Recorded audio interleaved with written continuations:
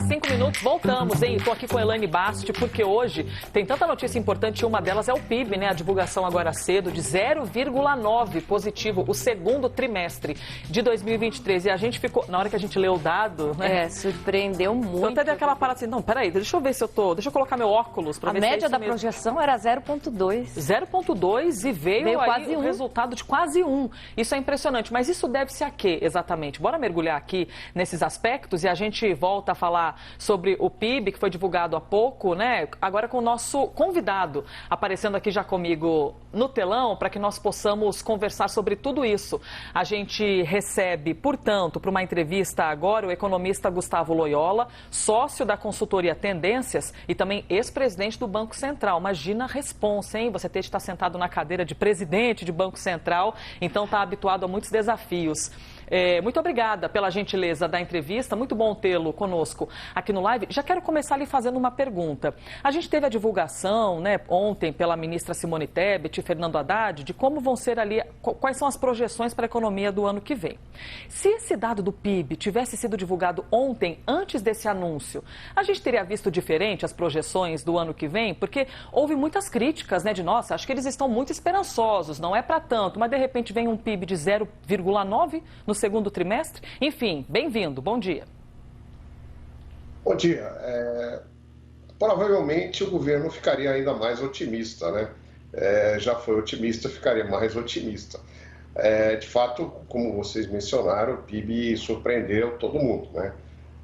Isso significa uma revisão das projeções para 2023 e certamente com carry-over, né? Com um impulso maior para 2024. Ainda estamos todos fazendo as contas aí e tal, mas certamente terá um impacto positivo sobre as projeções de 2024 também, né? Obviamente 2023 igualmente, né? De maneira geral, já te passo aqui a palavra, Elaine, só para aproveitar para fazer-te um gancho na pergunta, o que lhe surpreendeu? O que exatamente nessa explicação, né, do segundo trimestre, o que mais lhe cresceu os olhos assim de, puxa vida, olha só, nos surpreendemos em tal aspecto? Bom, do lado da demanda, me surpreendeu o crescimento do consumo, né? De 0,6 e num contexto de restrição de crédito.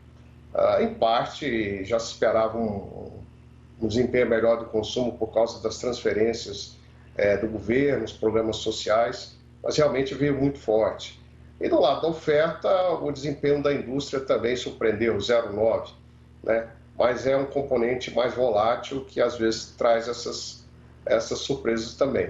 Mas o comportamento do consumo é algo que me impressionou.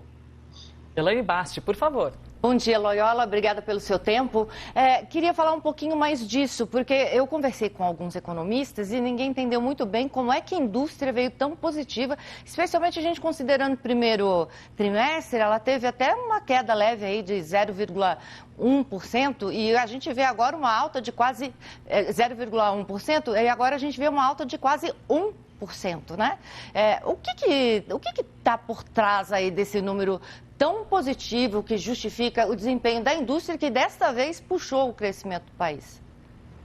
Pois essa é uma questão intrigante, né? Porque nenhum indicador antecedente, inclusive o IBC-BR do Banco Central e tal, e as projeções, os números mensais do próprio IBGE, né, da produção industrial, traziam essa sinalização.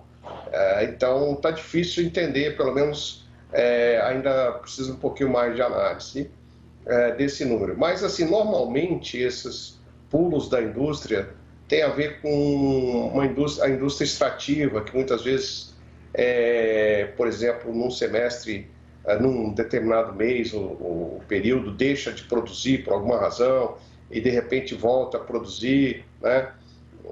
Se tem uma certa volatilidade por esse lado, então isso pode ter surpreendido, mas assim, de fato, a gente tem que mergulhar um pouquinho mais nos números, tá? E chama atenção também para o fato de que o IBGE ele tem um período em que ele faz revisão do PIB, né? De repente, por exemplo, pode ser que numa revisão se chegue à conclusão de que parte desse crescimento que está atribuído agora ao segundo trimestre tenha ocorrido no primeiro trimestre, né? No mês anterior. Enfim, eu acho que tem que esperar um pouquinho para a gente destrinchar um pouco melhor esse número, né? Mas, já agradecemos a gentileza do senhor ter aberto ali um tempinho na sua agenda para conversar com a gente aqui na CNN Brasil. Conversamos com o economista Gustavo Loyola, sócio da consultoria Tendências e também ex-presidente do Banco Central. Loyola, obrigada mais uma vez pela gentileza. Boa sexta. Obrigado, bom fim de semana para todos.